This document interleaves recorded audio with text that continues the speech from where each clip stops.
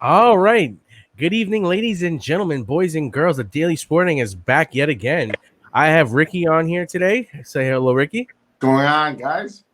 All right. We're doing another mock draft. We're going to be taking it from the third spot today in a 12-team league. I think that's one of the few spots that we haven't hit yet as we're going through our mock draft series. Ricky, is there anything that you're particularly looking for, when you're going in this pick? Like, what's your philosophy when you're first starting at the third pick so we can help the viewers kind of get, ready if they're in this draft slot? Not much. I mean, top three, you're pretty simple. First pick is going to be pretty much a running back. You're going to go with what's out there. I mean, right now, overall, I mean, everyone knows pretty much what they're going to get out there. Mm-hmm. You're going to go with the running back. Again, you're going to get leftover. You're not getting Barkley. You're not going to get McCaffrey. So right now, you're going to get probably you're going to go probably for Zeke. That's probably who I would go for. To me, he's even though it's a PPR league, that's probably who we go for. But again, depends who they go out there. McCaffrey and Barkley are going to be gone. Sure. All right, so let's take a look here. I mean, I've seen the occasional draft where I've seen Barkley slip, but more often than not, I do agree with Ricky. We're going to see that kind of a setup. So let's take it to the board and see what it got. So let's start this bad boy up. Dun, dun, dun, dun, dun, dun, dun. You saw Barkley drop? Yep, I've seen Barkley drop. No way. Yes, sir. Especially in these mocks. That doesn't make sense. Yeah, some people like Zeke. Some people like Kamara. Yeah, so Zeke is there. To me, again, it is a PPR league, so I do get why someone take the chance on Kamara. I would not. If I have the third pick, I think they're both super solid. I think you can't go wrong either way. You're right. I think that at this point in the draft, you should be looking at running back. I know some people will look at Michael Thomas's year last year. I'm not going and they would be like, Michael Thomas, I think, is going to be a good pick. Last year, he put up a historic season. Right. But to those people, I would say this. Emmanuel Sanders is back. You have Traquan Smith there, and we don't know exactly how that target distribution is going to shake down compared to last year. So it is a little bit of, a risk. That's definitely a little bit of a again, running back is too scarce. You're not leaving a top 5 running back, a top 3 running back. One of these guys here, more than likely, they're going to hit. You're not leaving him out there. I agree. And now we're watching the draft simulator go through. We're seeing what's going to be left to us. Oh, man, a bunch of guys went off the board. All right. God, this is a no-brainer, I think, for us right here. I think more often than not, once you're in the second pick, you want to see pretty much who the best player is. Yeah. And then if they're all equal, then you could pick based on what your available positions are, what makes most sense for you. We see top guys left at every spot here. But personally, I'm in the favor of going with Jacobs here. I can't believe he fell this low. He's my pick. What do you think? Yeah, people don't like him. I don't know why. He balled out last year. I'm going. And he's expected to get more passes this year. Yeah. Oof. What? So we have no wide receivers. We have no wide receivers. Allen Robinson, DJ Moore, and James Conner are there. Who do you think has the most upside to finish higher this year? Allen Robinson, DJ Moore, JuJu, or Conner? Who do you think is going to finish higher? Not who should we draft. Of those 4 players, who do you think is going to score more points this year? I think Conner has the potential to score. I think that too. I think that Adam Thielen. I think I know we need a receiver. I do. I know we do. But and I know listen, I know Thielen's a forgotten receiver out there. There's also Mark Andrews here. And Mark Andrews is out there.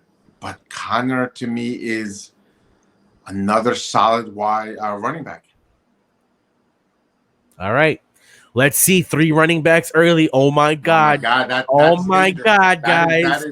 That's a risky. This is going to get crazy. Picks. This is going to get risky crazy. 3 picks. This is going to get crazy. In the PPR league, and listen, Zeke is not your, hey, I'm out the backfield catching. Yep. If this was Kamara, then okay, and he comes back to form, that's a different story. But this is Zeke. He's not catching everything. We have to go wide receiver, so don't go anywhere else. Or tight end. But we're not looking at tight ends. I don't think that. I think it's a no-brainer here. DJ Chark value. Yeah, I go for him over Keenan. Boom. Oh my God. That's our first wide receiver. Stay at wide receiver category. Don't go anywhere. T.Y. Hilton, Stephon Diggs, Tyler Boyd, running backs, Le'Veon Bell, Gordon. Oh, well, what's our tight end? Ingram, Higby, Henry. No. I think this is a no-brainer here. T.Y. Hilton. Yeah, I think you go with T.Y. And just like that, our team feels a lot better. Yeah. And I think the receiver, even though I like Boyd, I know you're not high. Wow, Will Fuller just went in the 5th round. Fuller left. No. All right. 5th round. So that hype that you're saying about everyone's buying. Yep. Okay. All right. So at this point in the draft, I think it gets interesting. We went with 2 wide receivers. Both have week 7 buys. We have 3 running backs, so we're pretty set. I'm gonna be honest with you here, just based on everything that I've seen. I know Landry's hurt, but that upside to me screams. Last year he finished in the top, the top 15 wide receivers, top 10 wide receivers, if I remember correctly. He's one of the favorite targets of a guy named Baker Mayfield. And I just think that when you're this deep in the draft, you want to go for even though we're high in OBJ and how great a year we think he's gonna have. At pick 70, you think both are going to be balling, so that means Mayfield is going to ball out. At pick 70, I take that upside risk because let's put it like this: we're seeing Godwin. No, I get what you're saying, but what I'm saying to you is, you and I are already high on OBJ. Yes. Right. So we think he's going to ball out. Yes. So that means OBJ is going to ball out. We think then Landry could ball out. Yes. So that means they're both balling out. That means Mayfield then is going to ball out. That means he's a top quarterback. Well, we're thinking this offense is for real then. Let's put it like this. If we're talking about in the 70th pick for our 3rd wide receiver, the upside is there in case a guy like OBJ doesn't pop off. Because if I'm looking at Deontay Johnson, he has more risks than a Jarvis Landry. Cooks has more risks than a Jarvis Landry. Kirk has more risks than a Jarvis Landry. I do like Deontay Johnson. I do, but I don't like him more than Landry. Like, I get where you're saying we think OBJ is going to be that good, but Landry's a better wide receiver right now than Deontay Johnson, and we know that the Cleveland, they're going to throw the ball because you got to. I just like that Ben is back and Deontay did well last year. With Mason Rudolph. But also, let's remember this: the head coach of Minnesota the offensive coordinator that used to be in Minnesota is now the head coach of the Browns. Okay. And he had Stephon Diggs and pick Landry. I have no problem with Landry. Only because I say this. You've seen Diggs and Thielen. You've seen Brown and JuJu. You've seen Evans and so he likes that. He likes that tandem. Yeah. Okay, it's fine. And I just think that right here, it's great upside. All right. Because if he hits, I'll go with that. Because yes, I know he's hurt, but if he hits, man, that's a woof. And look, right here, I get what you're saying. Either pick there, we were risking it that they're going to hit. Yep. And let's put it like this. There's still running backs on the board. We only have 2. We have 3, actually. No, we have 3. We picked our first 3 picks for us. So tight ends, I think if I'm in this position and I'm drafting, I don't feel the conviction of a Hunter Henry. I don't feel the conviction of a Tyler Higbee. And I look at the wide receivers, and I see Jamison Crowder, and I know I took a risk. I like Crowder. I love Crowder here. He's a security blanket for our receivers. He's good in PPR. Yep. Especially with everything that we took, I think Crowder's the perfect pick. Yeah, he fits our wide receiver. We need someone solid. There goes Jones. I was hoping for Jones. Darnold's got to throw to somebody. All right, so now here we go. Let's bring it back. All right, we got Ryan, we got Wentz, we got Hayden Hurst, we got Tom Brady, Howard, Breeder, Stafford. I think this is easy. I think we're both in the same boat here. Hayden Hurst, perfect time to pull a trigger on the end. Yeah. Boom. All right, guys, we are flying. We are flying through this draft to make sure that we get the maximum value. Yeah. So at this point in the draft, we're looking at some quarterbacks right here. You see Matt Ryan, you see Carson Wentz, you see Tom Brady. I think Matt Ryan and Tom Brady have great upside. I think Carson Wentz's injury potential would make me fade him over those 2 guys. I think you agree or disagree? What round are we in? So I would take Ryan and Brady over Wentz just because of Wentz's injury concerns, and I like the Ryan and Brady. I would take Brady over Wentz. I would take Brady over Ryan. Brian, I think it's set up for a big year. Yeah, I like Brady, man. I think he has something to prove. I I hate to think say it, I never bet against Brady. I think all three of these guys are interesting guys at this pick. To look at a quarterback, I don't think you're wrong or anything like that. I think that's a pretty interesting pick. I think that I He's think always this is interesting. Um, everyone is projecting that Jordan Howard may take over here. I know. Jalen Rieger is also someone interesting. Preston Williams is interesting to me. But with the wide receivers that we have and with the quarterbacks on the board still, I don't mind taking a Matt Stafford. If I'm taking a quarterback, to me, the difference between a Matt Stafford and these guys is a little bit. I still believe a lot in Daniel Jones, so I don't mind waiting on Jones either. I So mean, I if think I that's what might take a Howard or a Breida or a Dobbins, just to because me either we take Brady. Well, who's there now? So it's Howard, Breida, Dobbins at running back, wide receiver. We have this group, and then quarterback. We're looking at these guys. Quarterback. So to me either we Stafford, Rodgers. To me either we take. I don't like Johnson. I mean, we can either go with Howard.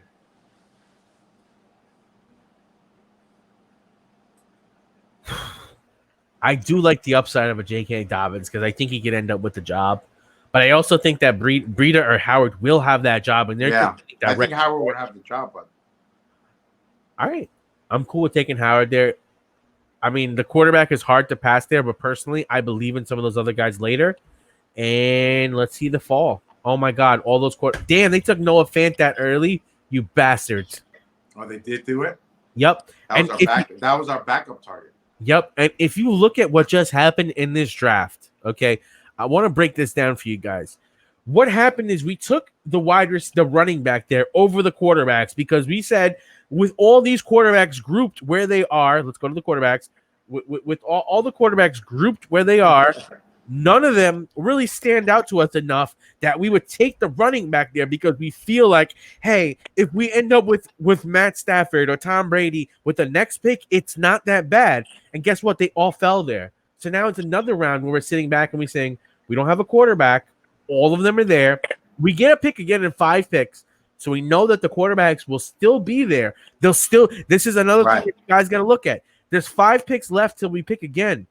There's 5 quarterbacks here. Any one of these guys are happy with, including Daniel Jones. So to me, this makes sense as that we'll go with another pick there because there's no point in picking a quarterback. Right. And here we can go with the upside of a Mecole Hardman or Alan Lazard. We can go with the upside of a Zach Moss or a Darrell Henson. We can take another tight end here because we see they're flying off the board if we like a Hooper or a Hawkinson. Which way would you lean, Ricky? I would say we go with a tight end. Again, I like you know who I picked for our tight end to bust out that I like him. Hurst, but I said we go with the tight end. You like? Well, we have Hayden Hurst already, so we do have one. No, that's what I mean. So, but I mean, that's the guy I think he's gonna have a good year. But who? Hurst, the guy we drafted. Huh? I think he's gonna have a good year, but he has to prove it. This is his first year out of the spotlight from Andrews, right? Mm-hmm. So again, I don't mind getting a backup tight end. You do like Hutchinson. I mean Hawkinson, yes, I do like. Yeah, Hawkinson. I mean, it's not I'm not gonna lie though. Knowing that I have a tight end already, I look at Chris Herndon as a nice fallback. Where Herndon and Hawkinson almost have the same upside to me. And then what I would do is I would do this. I would look at Zach Moss, who I know that we're having potential problems with Devin Singletary with fumbling issues in Buffalo, and we know that they spent the high pick on him. And I'm looking at Mecole Hardman just in case we see a guy like Tyreek Hill go down or have a little tweak.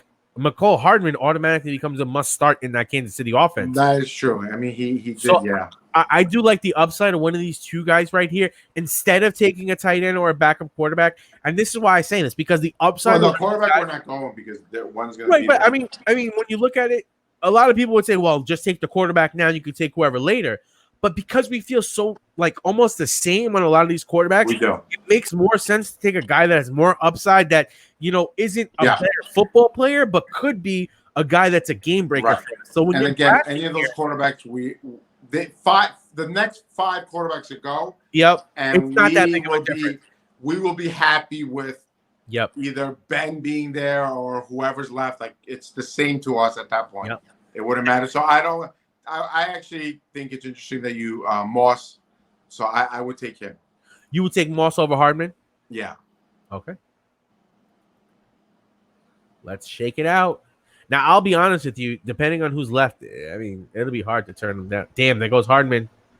Yeah. I told you, Hardman is right there. Like, his upside to me is becoming more and more interesting, and someone that I do like in these later rounds, because God forbid one of those wide receivers go down, and we're looking at a Tyreek Hill, Mecole Hardman, wide receiver core with Mahomes throwing the ball. You don't know who's going to catch that blow up pass, that home run pass every time. I think when we come back here, we're still sitting and seeing the same quarterbacks there. It's crazy to me. But I think here, how many picks do we have to wait now after this? We have 19 picks until then. I'll be honest with you. At this point in the draft, I would shoot for the home run. I would take Allen Lazard as the possible number 2 there, and I see what quarterbacks left. Because there's so many left that if I have to stream quarterback, I don't mind it. I mean, just think of, because look, there's 19 picks left. We have what, 4 picks left? We have 3. We have 2, not counting defense and kicker, 4. And we're getting 2 quarterbacks with the next couple of picks.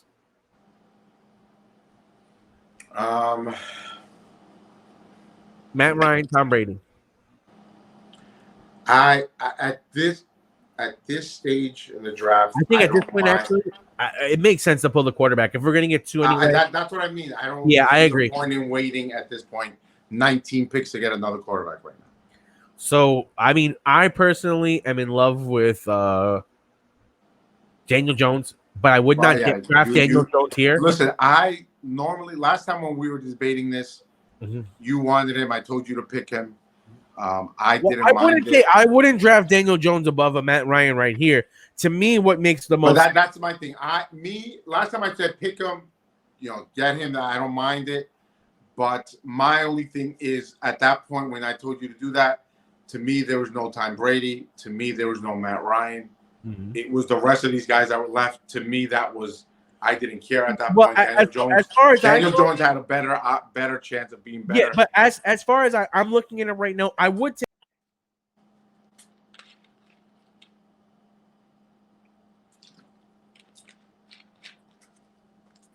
All right.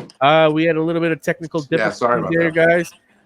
We don't know what's going on there, but long story short, at this point in the draft, yes, I wouldn't take Daniel Jones over these guys drafting wise. I normally sleep on Jones, let these guys go, and take other guys. That's how I play it. But at pick 123 this deep in the draft, I would go with the Ryan or Brady, and then I would take a Jones right after it, knowing that I think Jones is going to outproduce both Ryan and Brady. So my question to you would be, who would you take, Brady or Ryan? Me, I'm going with Tom Brady at this point. Boom.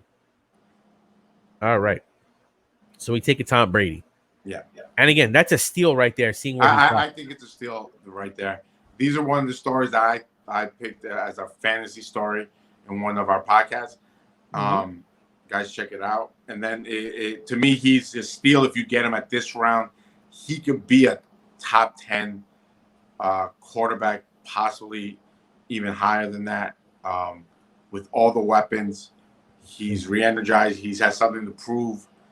To me, again, he didn't put up numbers last year, but he had nothing last year.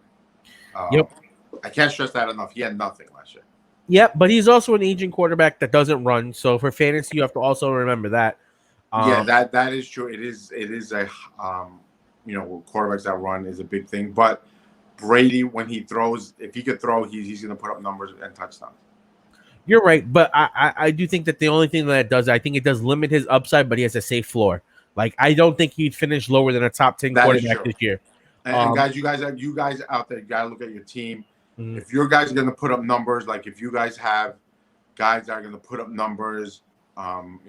If you guys can get a quarterback that's going to get you your safe points every think week it depends on your team. Sometimes that's what you need. You don't need that Kyler Murray, that Patrick Mahomes. You're not always going to get that. Sometimes you just need solid numbers week in and week out. I definitely agree there.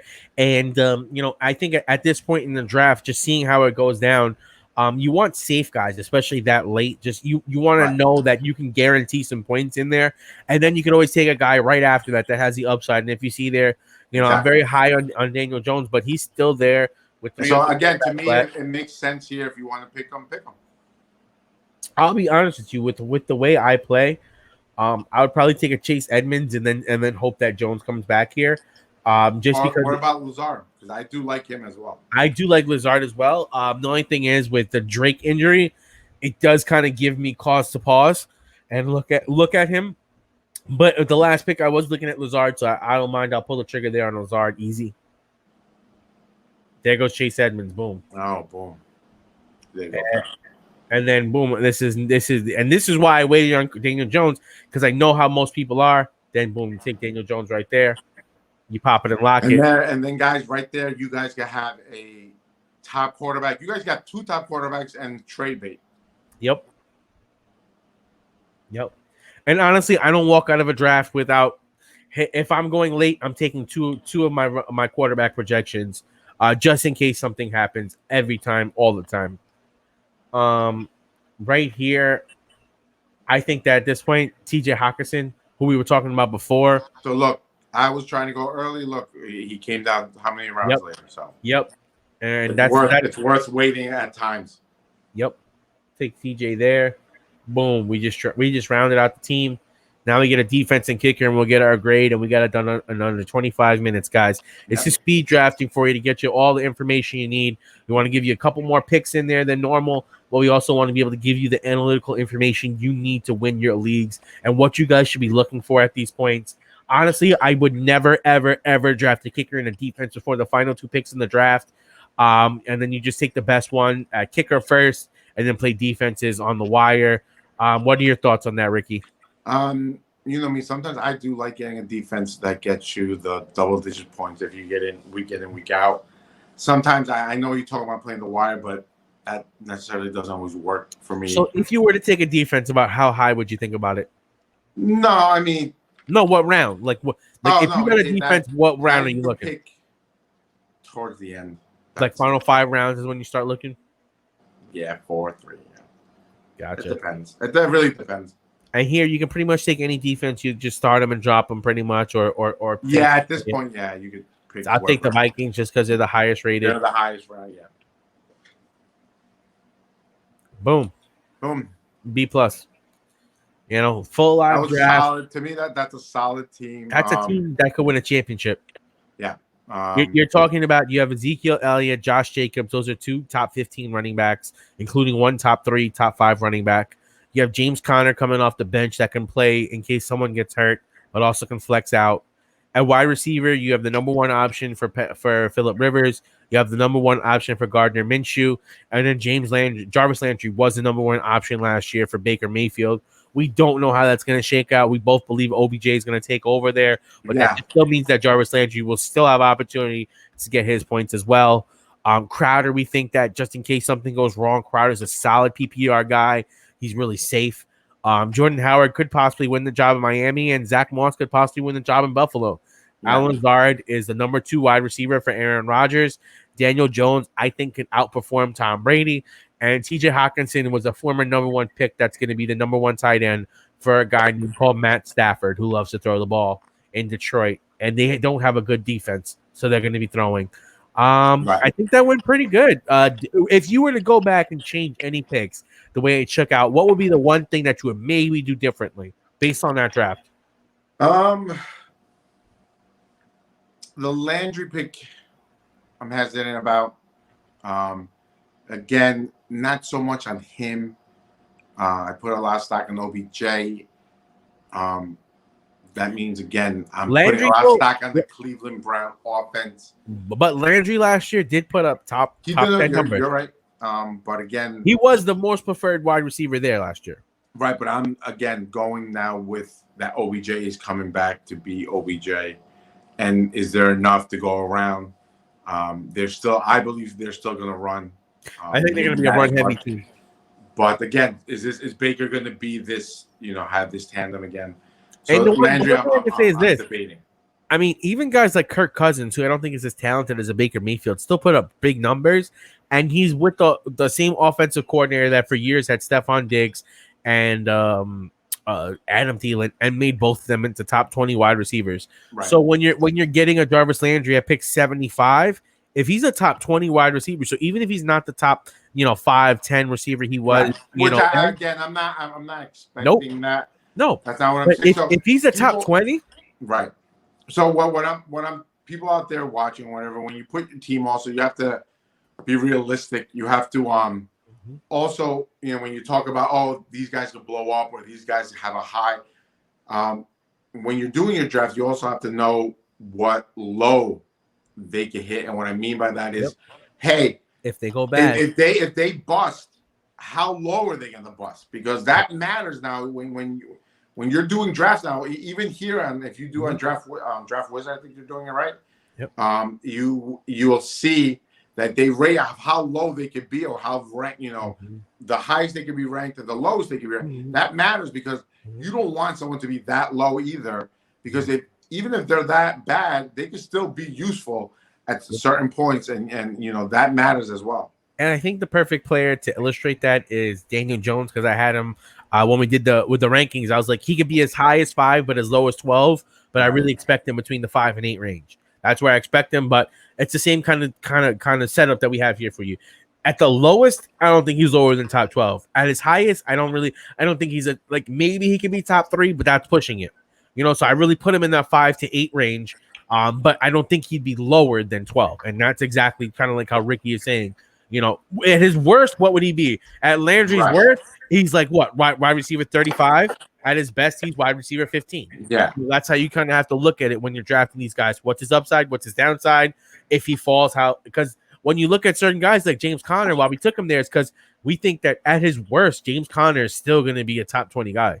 James Conner has a bad year. Conner could be at worst 15. He's sliding. And we can't understand why Connor's sliding so much, because they have such a great offensive line in Pittsburgh, and they're a team that we know runs the ball, and we've seen him produce at a high level for a long period of time. So the Connor slip, I think, is something that we're both looking at taking advantage of in drafts, and we understand his injury history. That's why we're deep at running back. We got a guy like Howard. He shown potential to be a top 5 running back. Yeah. Again, Ben, as long as he's healthy, Ben's there. Look at Le'Veon Bell. For years, Le'Veon Bell was a top running back. And that offensive line isn't really that changed. They just need a decent runner behind them, and he's a decent runner. And when they plugged him in right after Bell, was sitting out, he performed again. To me, we got to steal with Connor. But again, and even T.Y. Hilton, it's the same thing with T.Y.